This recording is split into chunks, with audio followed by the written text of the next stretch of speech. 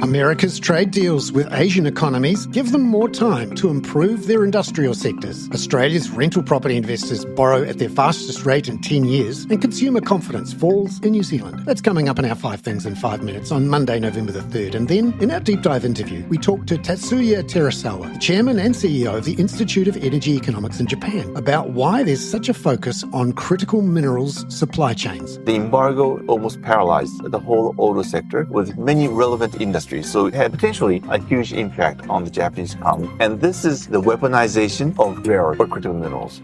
But first, in 5 and 5 with ANZ, ANZ's chief economist for Greater China, Raymond Yeung, has taken a closer look at a swathe of trade deal announcements that came out of the big APEC summit late last week in South Korea. He saw 2 key themes. One is an asymmetric cut in tariff rates. Asian economies will cut more, whereas the US maintains the current rate but just grant some product exemption. For example, Thailand will eliminate 99% of product tariffs. Malaysia and Cambodia simply agree to drop trade barriers on US goods, but the US still largely maintained 19-20% tariff rates on these countries. The US will also get access to market and resources in Asia. Thailand and Vietnam agreed to address non-trade barriers against U.S. medical services and pharmaceutical products.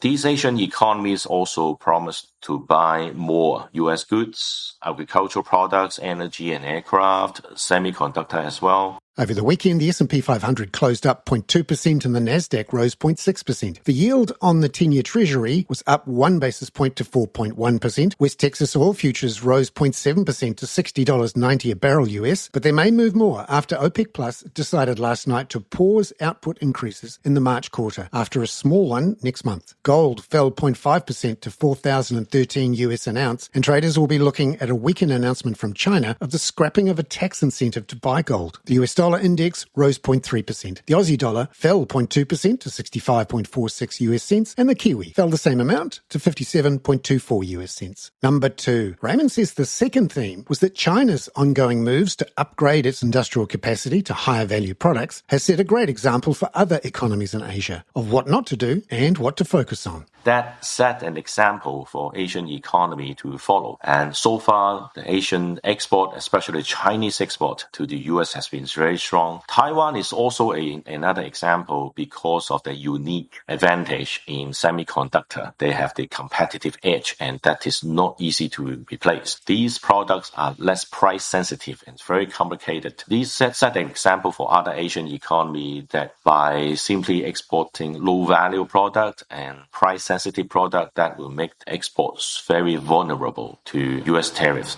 Number 3. In Australia, bank lending to the private sector rose 0.6% in September from August. That gave an annualised growth rate of 7.3%, the highest in 2.5 years. ANZ economist Maddie Dunk points to a shift within that lending. We're seeing this handover from business credit, which has been the most dominant driver of private sector credit recently, and we're starting to see that housing credit is picking up. So housing credit's at 6.3% on an annual basis. That's the highest since late 2022. And if I look at investor credit in particular, what we're seeing is that investors are becoming more active as rates have come down. That's got more investors back into the housing market, and annual growth in investor credit's at its highest since 2015. Number 4. New Zealand's consumer confidence fell in October and remains near historically low levels, according to ANZ Roy Morgan's survey out on Friday. ANZ senior economist Miles Workman says inflation is a key issue. We know that there's a very significant correlation between how consumers are feeling and inflation. Households hate essentially 2 things: high cost of living and also an uncertain labour market. And look, right now we are in a bit of a situation where the recent CPI data has accelerated, and of course we've got labour market data out next week, which is likely to show a further loosening in labour market conditions. So I think the big picture here is, look, there are still certainly pressure points on households through both of those channels, and that clearly is weighing on consumer confidence.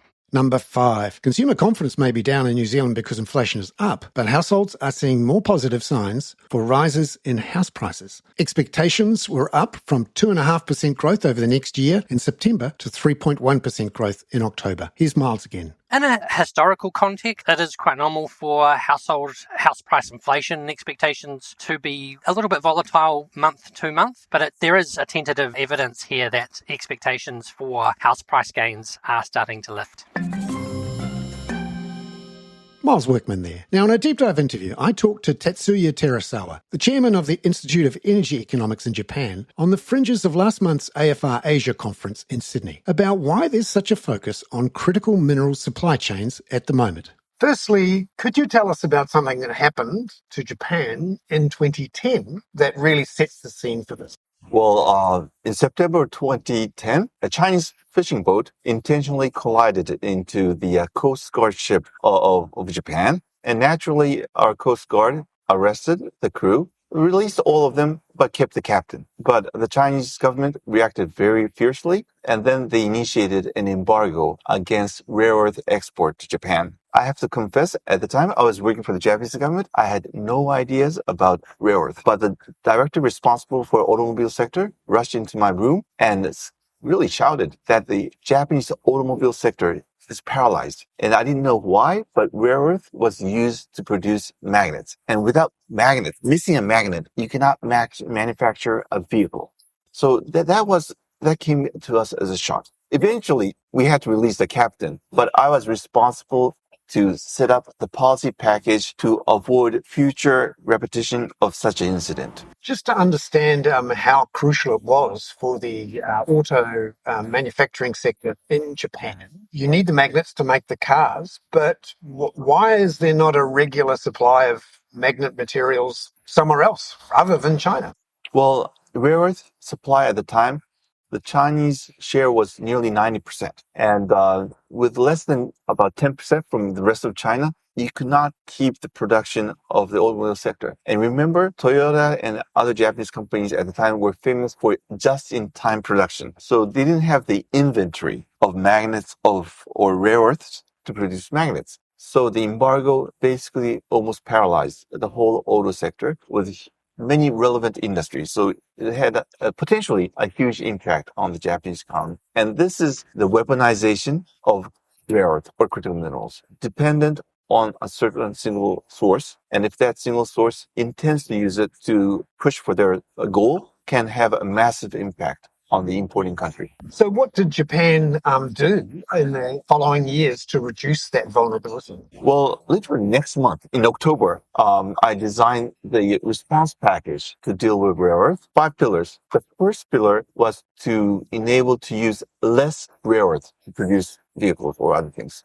more efficient. The second was to develop alternative materials to replace rare earth. The third was to strengthen recycling. And the fourth was to developing other alternative sources of rare earth. And the fifth was stockpiling of rare earths. And these packages put together, at the time, we allocated $1 billion of budget, at the time very substantial, to enhance our resilience with regard to rare earth. Was this concentration of supply in China an accident, or was it something that was planned? I.e., was this just an accident of history? They just happened to be rare earth minerals in China and the processing was in China? Or was this part of a longer term strategy? I don't know Chinese intention, but the fact that they initiated this embargo of rare earth right after this arrest of the captain shows that they had a strategic plan to use this rare earth as a weapon. Frankly, Japan was not aware of its vulnerability. So China had a very good plan, strategic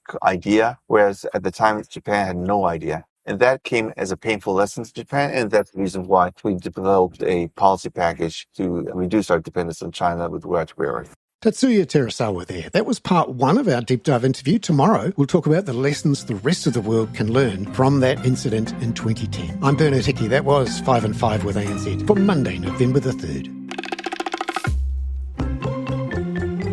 This podcast contains general information only, not investment advice. You should obtain advice for your personal circumstances before making any investment decisions. Please view the podcast disclaimer available via your media player or email.